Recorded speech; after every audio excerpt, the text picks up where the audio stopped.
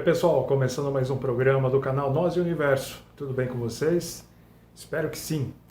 Hoje o assunto é o clima no planeta. E como a gente havia divulgado há um tempinho atrás, esse é um assunto que é bastante importante, preocupante e, ao contrário do que muita gente pensa, não está definido ainda. O que não está definido? O clima no planeta. Eu acho que todo mundo vem acompanhando e, de uma certa forma, mesmo os mais distraídos, já perceberam que o planeta está aquecendo.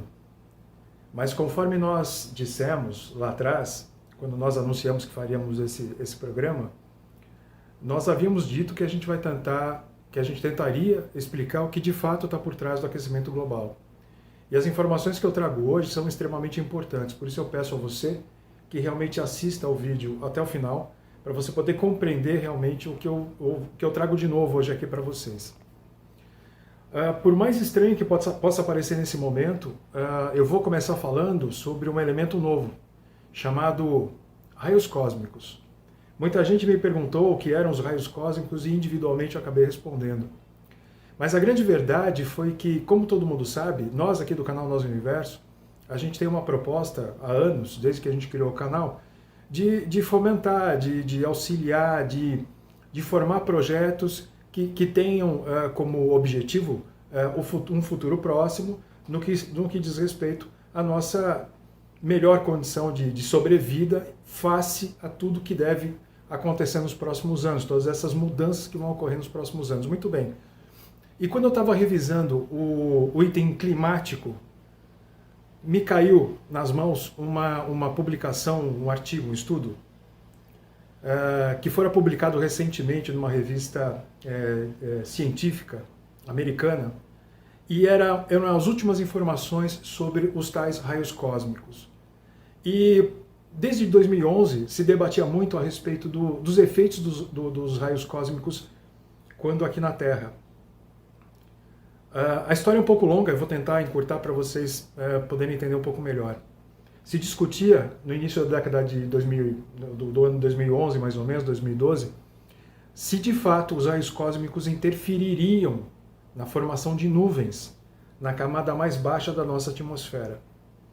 Estudos foram sequenciados a partir dessa primeira ideia, dessa primeira hipótese, e como eu falei para vocês, caiu um estudo na minha mão e eu vi que realmente eles conseguiram provar que os raios cósmicos têm a capacidade de gerar um processo chamado de nucleação. Nucleação nada mais é do que cada partícula de um raio cósmico agrega ao redor de si partículas de vapor de água. E isso facilita a formação de nuvens. Aonde eu quero chegar? Antes de eu avançar, eu acredito que você esteja com um pouquinho de dúvida o que são realmente os raios cósmicos. Em rápidas palavras, os raios cósmicos, eles são o subproduto da explosão de supernovas, de buracos negros e de todos os fenômenos astronômicos de magnitude semelhante, ou seja, grandes explosões, grandes colisões, esse tipo de coisa. Os raios cósmicos são formados por prótons, elétrons, nêutrons, mas com uma carga elétrica altíssima, altíssima. Isso é importante vocês memorizarem. Não vou falar hoje sobre os malefícios dos raios cósmicos em relação à vida no planeta. Isso fica para um outro dia. De fato, nesse mesmo estudo que eu recebi, veio a comprovação de que isso já se sabia de certa forma, mas veio a comprovação de que os raios cósmicos eles atravessam qualquer tipo de sólido, qualquer tipo de material, até o chumbo. E ficou provado também que os raios cósmicos teriam a capacidade de alterar até DNA. Mas isso a gente conversa um outro dia. Voltando aos raios cósmicos no que tange a questão do clima do planeta. Acabei de dizer então que eles têm a capacidade de aglutinar partículas de vapor de água e com isso formar grandes nuvens. Só que tem um detalhe. Os raios cósmicos só entram em grande quantidade na nossa atmosfera quando... E somente quando o nosso Sol entra em declínio com relação à sua atividade geomagnética. Isso tem a ver com as manchas solares, todo mundo já ouviu falar, erupções na superfície do Sol. quando essas atividades solares são diminutas, os raios cósmicos conseguem atravessar em maior quantidade e fluxo a atmosfera terrestre. Há tempos eu venho anunciando aqui no canal que o nosso Sol ele está entrando naquilo que o pessoal chama de mínimo de Malden, ou seja, está declinando rigorosamente ou sistematicamente sua atividade eletromagnética. O que significa dizer, portanto, que os raios cósmicos a partir de agora começam a ter uma entrada maior na nossa atmosfera. Deixa eu só explicar esse mecanismo para vocês. O Sol nada mais é do que uma estrela que é em fusão constante. É uma fusão termonuclear constante. Hélio e hidrogênio queimando ao mesmo tempo e tudo isso gerando plasmas elétricos sendo cuspidos literalmente para todos os lados.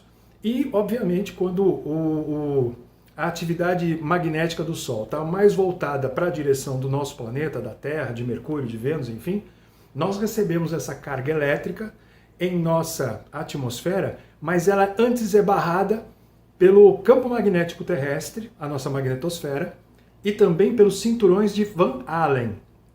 Só que essa eletricidade que vem do Sol, ela energiza essa magnetosfera, a nossa magnetosfera, e energiza também os cinturões de Van Allen, formando um escudo ainda mais resistente aos raios cósmicos. É por isso que quando o Sol está em sua atividade normal, eletromagneticamente falando, os raios cósmicos não entram com tanta facilidade aqui. Quando o Sol entra em declínio em sua atividade eletromagnética, os raios cósmicos entram com mais força. Muito bem, como eu estava falando para vocês, agora a gente retoma a conversa. Nós estamos vivendo o mínimo de Malden, está iniciando o mínimo de Malden, ou seja, o nosso Sol está diminuindo sua atividade eletromagnética. O que significa dizer, minha gente, que os raios cósmicos vão entrar com mais força daqui para frente. E é muito provável que nós tenhamos formações mais consistentes e muito mais amplas de nuvens ao redor do planeta todo. Isso vai significar duas coisas. A primeira coisa é que os raios do Sol, com tanta nuvem formada, eles vão bater e vão refletir de volta para o espaço. E o que vai acontecer abaixo das nuvens será exatamente um resfriamento sistemático e gradativo. Sim, portanto, a curva do aquecimento global tenderá a cair. E nós entraremos no período de resfriamento. É claro que isso não vai acontecer do dia para a noite. Mas tudo indica, ou seja, todos os indícios, levando-se em consideração o comportamento do nosso Sol, é que isso vai acontecer. Então, para aqueles que estão se organizando e preparando sua saída das grandes cidades, buscando lugares mais adequados ao seu novo modo de vida, enfim, todo mundo está pensando nisso agora, levem em consideração, e por isso que nós viemos aqui de novo ao canal para contar isso para vocês com muita preocupação, levem em consideração de que o clima vai esfriar e não aquecer. Provavelmente vocês vão estar me perguntando aí desse lado agora, em quanto tempo isso vai acontecer? A nossa estimativa é de que nos próximos 10 anos, que passa assim, a temperatura do planeta vai declinar de uma forma bastante acentuada. Por quê? Porque nos próximos 10 anos nós teremos completado o 25º ciclo solar. E, como eu falei agora há pouco, cada ano que passa se confirma ainda mais aquela tendência à diminuição da atividade eletromagnética do Sol. E o resto vocês já entenderam, né? Na medida que isso acontece, os raios cósmicos atravessam e formam nuvens mais próximas da superfície. E acreditem, isso é tão sério, isso é tão importante, e não está saindo só da minha cabeça, que eu vou dar mais uma informação para vocês. Há 4 anos atrás, 4 anos e meio para ser mais preciso, vocês encontram isso também com facilidade em qualquer lugar, essa informação. Um grupo de cientistas franceses extraíram da Groenlândia um testemunhal de gelo super comprido, super grande. E quando eles fizeram a análise das camadas desse testemunhal de gelo, os caras perceberam que num determinado momento na história passada do nosso planeta, em condições muito parecidas como essa que a gente está vivendo hoje, em termos de aquecimento, condição atmosférica e tudo mais, houve um resfriamento global que durou ele começou e acabou em 70 anos. E esse resfriamento global, que durou 70 anos, começou e acabou com 70 anos, ele foi considerado a mini era do gelo. Prestem bem atenção no que a gente acabou de dizer. Refaçam seus cálculos em relação às providências que vocês têm que tomar para os próximos 10 anos, mas isso é um assunto muito sério. Tanto é verdade que essa informação é tão importante para aqueles que vivem da lavoura, aqueles que produzem comercialmente alimentos, esse tipo de coisa, porque vocês sabem, mexeu no clima do planeta, mexeu na produção, seja ela de pecuária, seja ela agrícola, enfim, vai impactar de todos os lados, vai impactar na produção de alimentos para o planeta inteiro, vai impactar na saúde de todo mundo. Vocês sabem, vocês já perceberam que daqui para frente, se vocês não pararam assim, não tiveram a oportunidade de parar para pensar, ou até mesmo para pesquisar, os vírus são mais antigos do que nós aqui nesse mundo. Eles estão por aí. Muda o clima, mudam os vírus. E eles se adaptam muito fácil a essas novas condições climáticas. Mas nós não.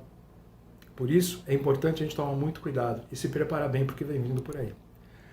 Mais uma vez eu reforço, a ideia não é apavorar. A ideia é informar para salvar. Tá certo? Um grande abraço a vocês e até o próximo programa.